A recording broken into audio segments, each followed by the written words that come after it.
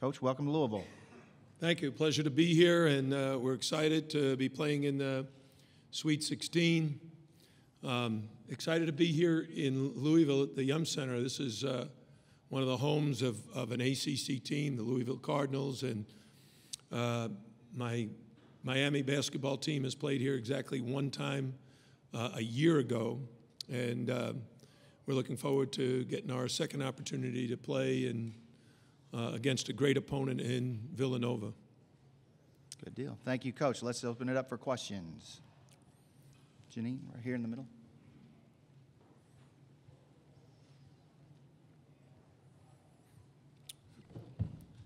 Janine Edwards, ESPN. Hi, Coach. Hi, Janine. When I spoke to you guys last week, you made a point after Davon Reed told me, he described this year as fun. You made a point of saying that means we're doing our job because we want them to have fun. And I saw the video from last night of your guys playing baseball. Why did you feel like last night, this point, was where you really wanted to loosen them up and let them have some fun? Why was it last night? Last night was actually about the 5th time this year I planned it, but the other 4 times never came to fruition because something else came up and it interfered with what we were going to do. We were actually going to do it at home on Monday, and the players had some obligations that prevented us from doing it at the end of practice. So we decided that once we got here, we weren't planning any meeting last night, that we would do it after dinner, and it worked out great because there was a very nice ballroom that was available. Thanks, Coach. Let's go third row in the middle, and then on the end, and then in the red. So we'll work our way that way. Right in the gray. There you go. Kyle Tucker, Courier-Journal. How significant do you think it is to Sheldon to the chance to get back home to Houston for a Final Four, and how significant has he been to your team this season? Well, I'm sure that's a great motivator for him, but I think it's a great motivator for any college basketball player to want to achieve Final Four participation. I think in Sheldon's case, he's a fantastic player and just an absolutely tremendous young man. I love coaching him. I love being around him. He's got an endearing personality. I said after our last game, like at one of our timeouts, he said, "Let me take the ball out of bounds and inbounds and break the press." And I said, you're a very funny guy. You haven't done that in your entire college career, and all of a sudden now in the round of 32, that's going to become a new role for you. That's kind of his mindset. I want to do whatever it takes to win the game. And he would have been very capable of inbounding and handling the press. It's just not his job. That job goes to Davon Reed and Angel Rodriguez and Jaquan Newton. So, but he's very much fun to be around, and he's a great teammate. He's very, very unselfish. I'm not sure there's another player in the country, and I don't know exactly what his point total is, but he's nearing 2,000 points on very, very few shots. And if you look at his shot attempts compared to other 2,000-point scorers, I would guess he's taken at least a third less attempts from the field than anybody else that's ever scored 2,000 points. Pat? Oh, okay. We'll start there and then go to Pat. And then Joe Giuliano, Philadelphia Inquirer. Jim, I hear you and Coach Wright are relatively close. Could you describe your relationship with him, and also what concerns you most about Villanova's team?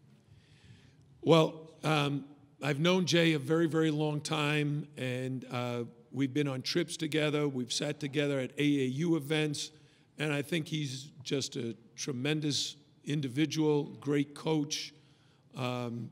He's built an incredible basketball program, a perennial powerhouse in the Big East.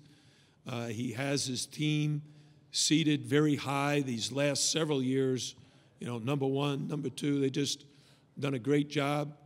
Their style of play, I think, is very inviting to high school recruits. They do a lot of ball screens. They play multiple defenses. And we think we're very similar. We're almost like the mirror image of them. We do a lot of ball screen. We play a lot of man-to-man defense, but we'll change it up from time to time. I've just enjoyed getting to know him and exchanging drills with him and talking basketball. Pat Forty from Yahoo Sports. Jim, I remember when you took the Miami job, there were some people that were theorizing, oh, he wants an easy job on the way to retirement. Obviously, you haven't approached it that way at all. What was your mindset coming to Miami, and what has kept you going at a high level? Well, first of all, I don't know of a coaching job that's easy. You know, what is it? If you coach at a high major level with one of the perennial powerhouses, it's easy. No, those guys, the expectations on their shoulders is they got to win the national championship every year to meet others' expectations, or it was a bad year, or you got to get to the Final Four.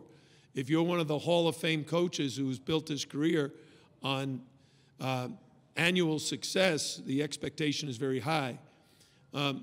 But someone who coaches at the low major or mid-major level also has a hard job, because they're trying to win in a situation where they might not have all the resources that they need to really compete at the highest level, and yet they're still judged. Everybody in coaching is now judged on whether you make the big dance. So there have been coaches being let go or changing jobs that have won 21, 22 games, and the school says it's not enough.